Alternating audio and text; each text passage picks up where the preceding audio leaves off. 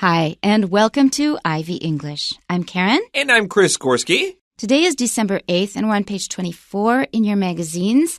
And we have a very Christmassy topic today. Oh, and I'm so excited because the secret is we usually record these months in advance. And although I'm not the biggest Christmas fan, I definitely have the Christmas spirit. And I love that we get a day just to talk about Christmas stuff at the end of August.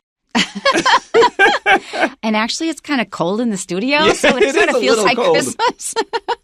All right, our title is Reindeer, the Reality Behind the Myths. And this is by Brian Foden. So we're going to be learning about the reindeer. We hear about them in stories and in The Night Before Christmas, that long poem.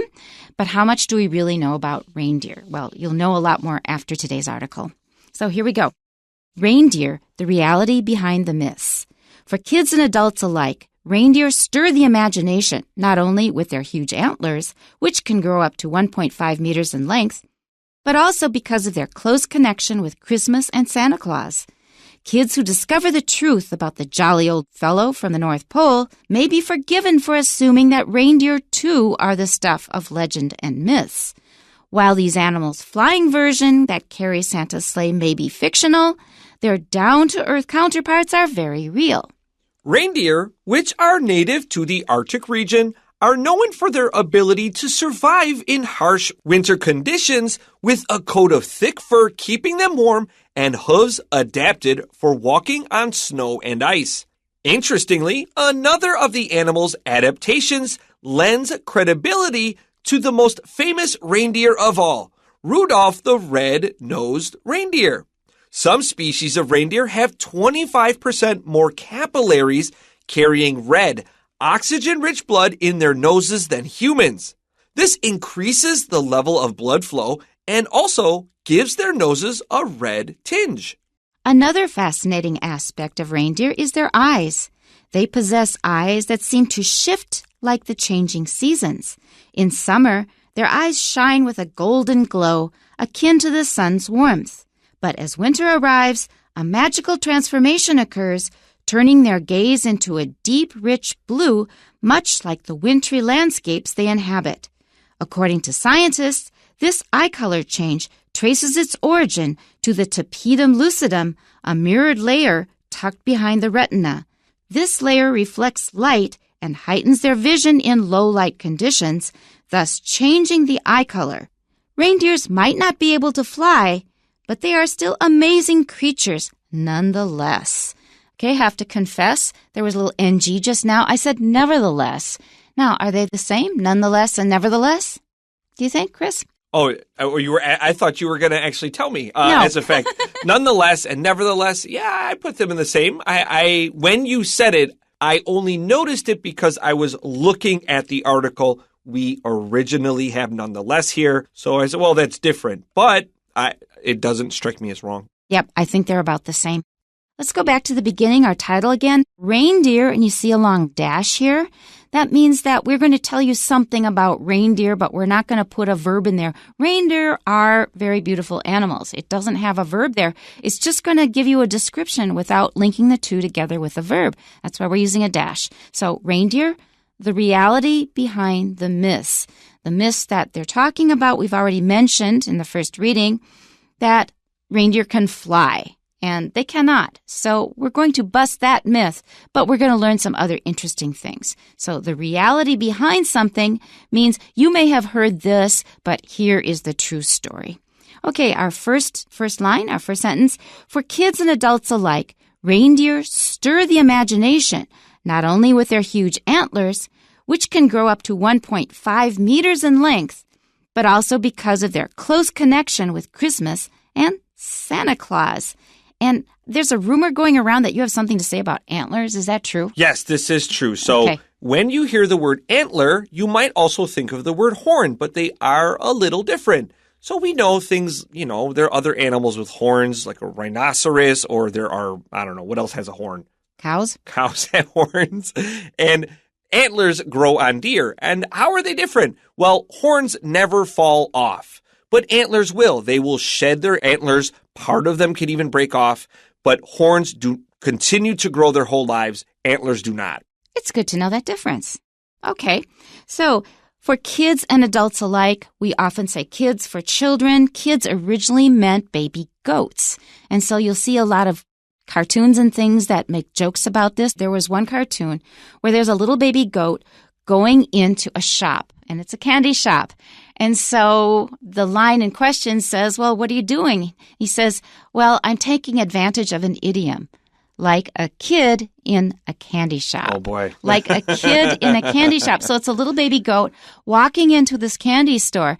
And he says, well, I'm just taking advantage of this idiom because I'm going to be a little kid inside a candy shop, but I'll probably eat a lot of candy. Okay? So kids is children, a little less formal. And to stir the imagination, that means it brings lots of vivid imagery into your head, gets you thinking about all kinds of things instead of reading something really boring. So like I'm walking. Okay, so what? But reindeer stir the imagination. When we think of reindeer, we think of their antlers. We think of they might be able to fly. We think of Rudolph with the red nose and all kinds of things. So when you hear the word reindeer, you're going to be thinking all kinds of interesting things. Okay, it's saying the reason it does that is not just because of their antlers. And then it tells us how big they can get. Pay attention to this because we're going to have a question about it later. So they can grow up to, that means they probably don't get bigger than 1.5 meters, but they can get that big, just not much bigger than that. And that is already a very large number. Yeah, considering a reindeer might be 2 meters tall, their antlers are 1.5 meters in length. They're basically a giant square. That's right. So they can be quite huge on the males. Okay, so it's not just because of their antlers, but also because we associate reindeer with Christmas and Santa Claus, and that calls up all kinds of images. For me, it's a lot of stress. You have to get the house ready and buy gifts. I'm a big fan of decorating. At our sister magazine, Enjoy magazine, we're actually talking about decorating for Christmas, and I get really excited for it. I do it really early, not because I want Christmas to start early. It's just that when we record, we're always busy before we record, and there's a small break in all the work I have to do as soon as we're done recording. Oh. And it's just the best time for me to decorate for Christmas. Oh, so getting them into the Christmas spirit early. That's right. So even a little bit before December.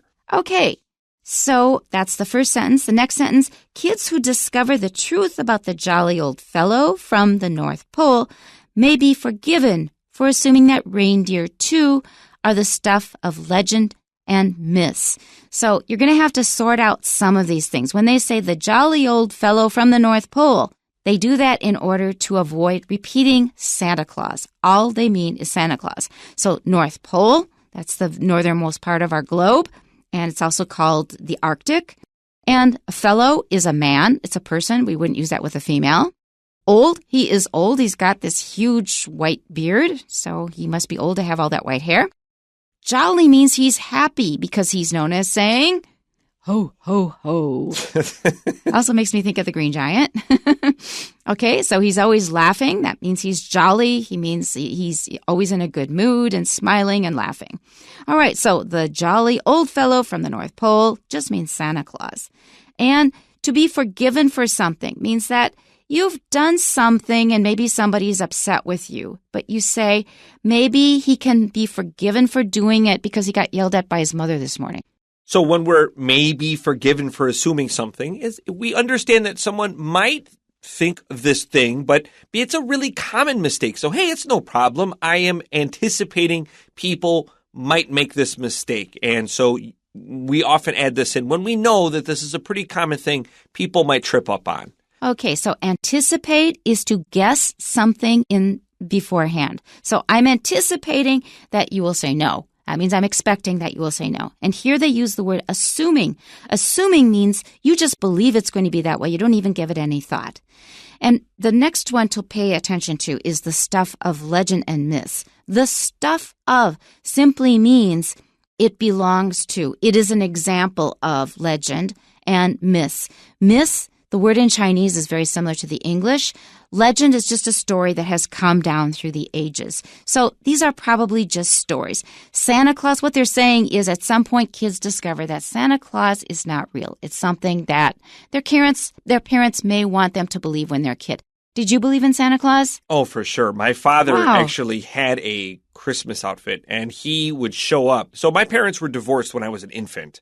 So I didn't grow up with my dad. So my dad could do also, he had a good relationship with my mom, but their marriage did not work. So my dad would come over dressed as Santa Claus, and I was really excited to have Santa come to my house, and it was a really nice costume. And I wore it as an adult myself before I moved to Taiwan. And I was very excited to be friends with Santa Claus, and he would come over regularly every year. And so, yes, I very much believed in Santa because he was standing there in my house.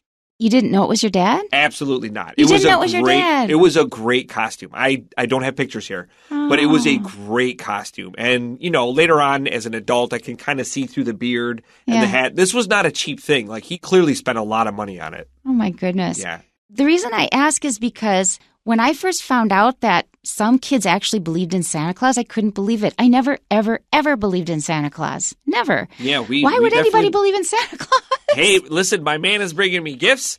I wake up and there's a box from Santa there, and he comes to my house. Absolutely, I believe that. The funny thing, the funny end of this story is I did believe in the Tooth Fairy. Oh, that's and interesting. I absolutely believed in it. Like, Santa Claus, get out of here. Yeah, Tooth but Fairy. Tooth Fairy, well, of course. That's real. Because I got money under my pillow. So did you not get Christmas gifts from Santa?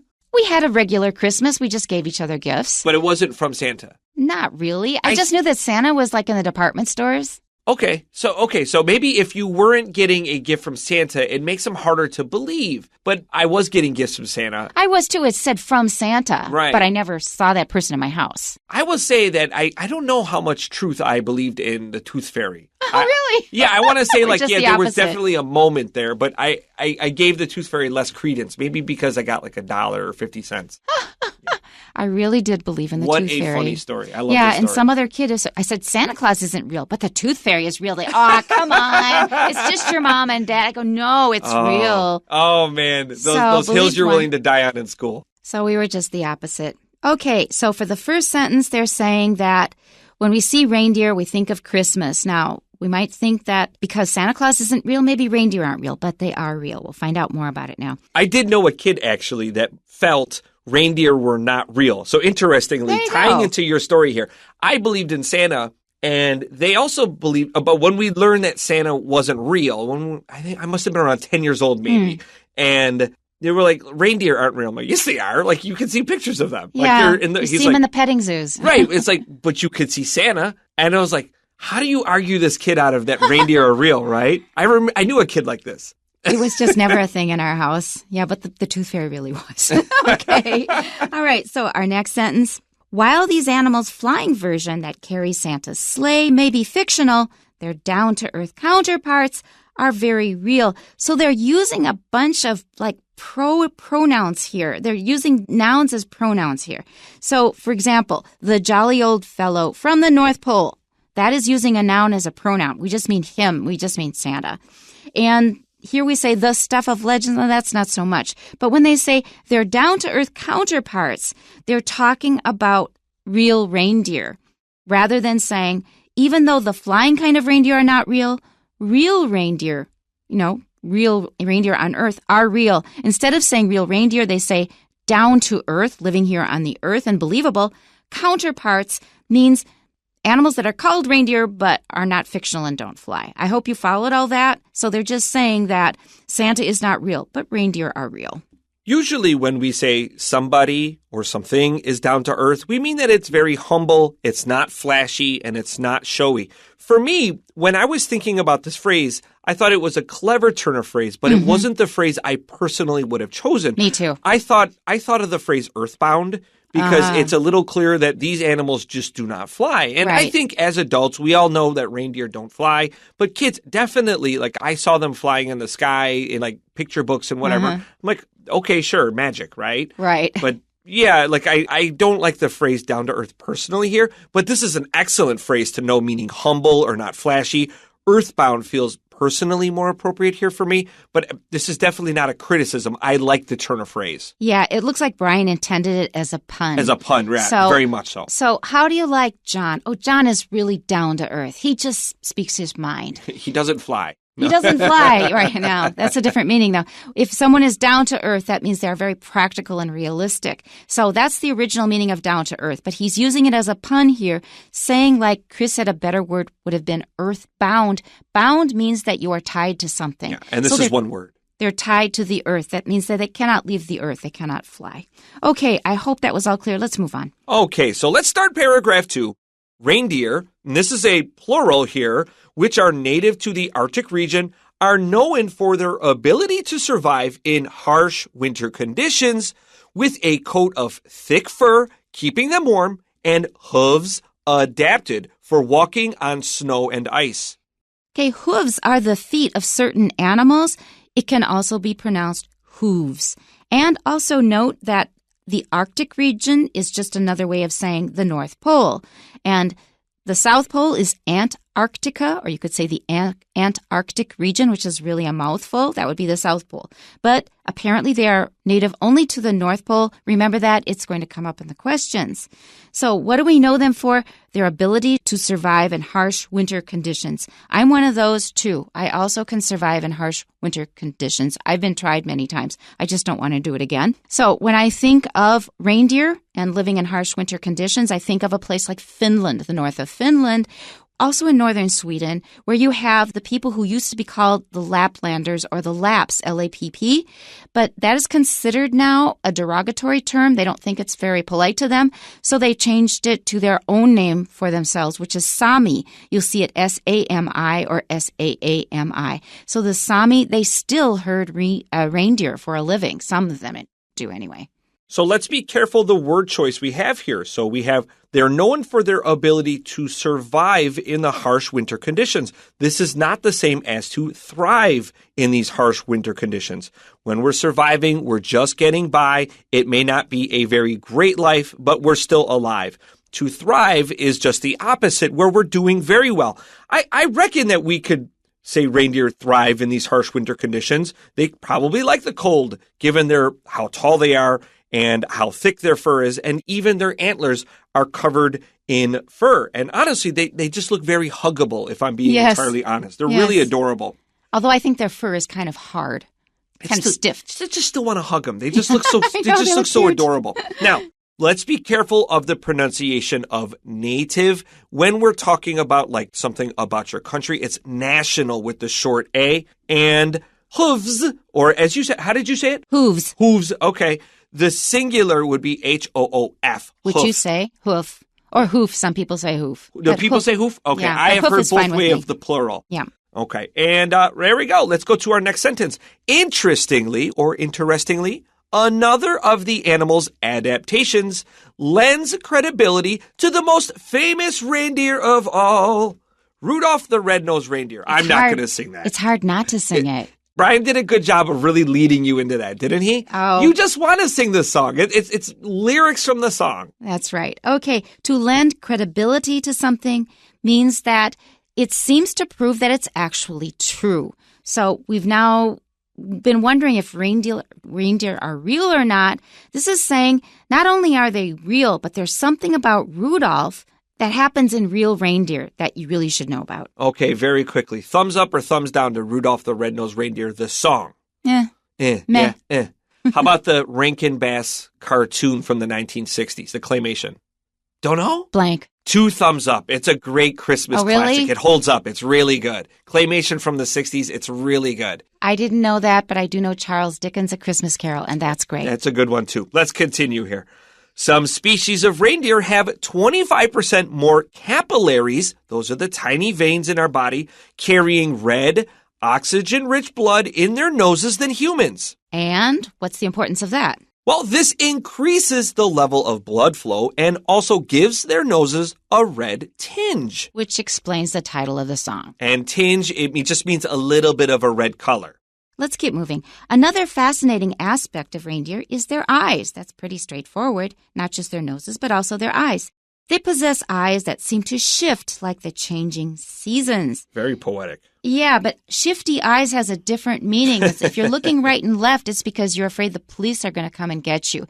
If you're shifty and you have shifty eyes, that means you're a suspicious character. But here they're just talking about change. Their eyes change in a certain way. in summer, their eyes shine with a golden glow, akin to the sun's warmth. So we have that for reference. During the summertime, their eyes look kind of golden and they glow. But as winter arrives, a magical transformation occurs, turning their gaze into a deep, rich blue, much like the wintry landscapes they inhabit. So in the summer, their eyes look golden and they glow. In winter, they are a deep blue. And they say it's like the wintry landscapes. The landscape isn't really blue, but the snow may reflect the blue sky. And wintry, please be careful. Winter, of course, is W-I-N-T-E-R. There's no E in this word, wintry. And also the word inhabit just means to live somewhere. We inhabit Taiwan, although it's kind of a technical word for living in a place. According to scientists, this eye color change traces its origin to the tapetum lucidum, a mirrored layer tucked behind the retina. Now, yes, we did have to look it up. We did not know how to pronounce it, either of us. Can I speak for both of us? I agree. Okay, that is a very rare word in Latin, and you have to look it up to know how to pronounce a word like this. So what should you do if you're just reading? Just treat it like its pronunciation symbol. Sound it out.